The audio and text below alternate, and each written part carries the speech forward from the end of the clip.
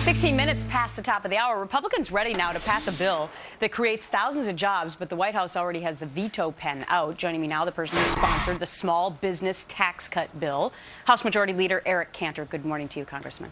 Gretchen, good morning. All right, so explain this. It has to do with the number 20, and you're talking about a tax cut for small business. What is it? Well, right now, first of all, we're in tax week. Everybody in America has now filled their taxes out and paid the government, and reminded again of the fact that Washington continues to want to take more and more of your hard-earned money.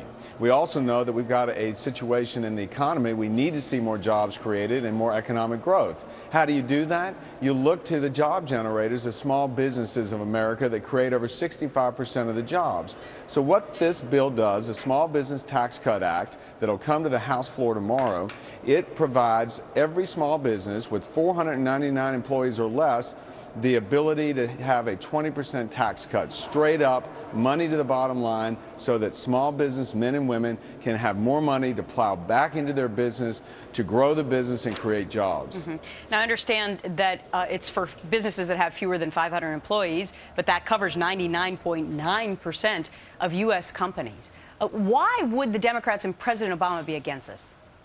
Well, you know, again, I think it's indicative of where they want to take this country, because this week that's tax week, what they've done is put up for a vote in the Senate a tax hike.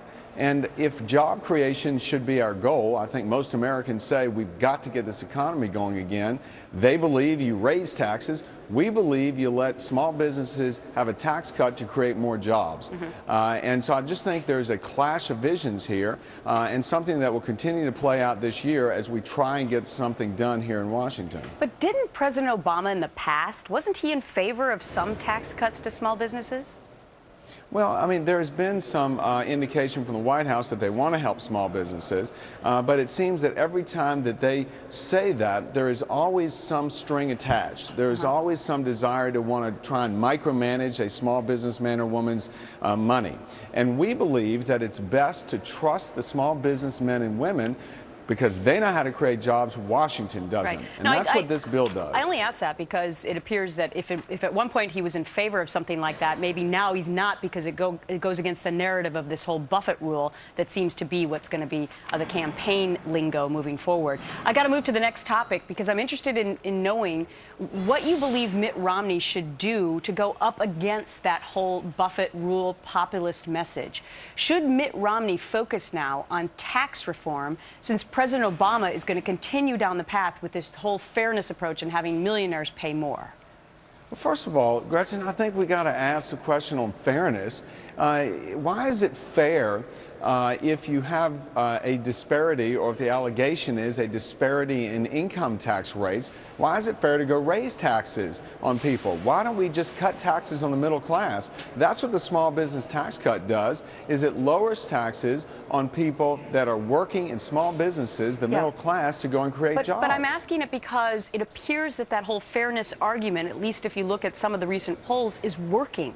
60% of the American public agrees with this Buffett rule thing, even though the Senate voted it down. So I'm wondering if on the Republican side, the guy running for president, Mitt Romney, needs to talk about a simplistic tax reform package to go up against that populist message.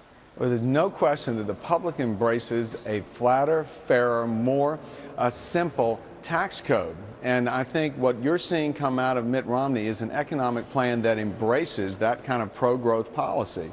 It's lowering rates for everybody, it's broadening the base, it's getting rid of loopholes and preferences, and getting Washington out of the business of picking winners and losers through the tax code. That's ultimately where we in the House would like to see things go as well. But as you know, over the last year and a half, the Democrats in the Senate and the White House have refused to cooperate with us on simple tax reform. Or even put up a budget for a vote. It's always great to speak with you, Congressman Eric Cantor. Have a great rest of the week. Thanks for your time. Thanks, Gretchen.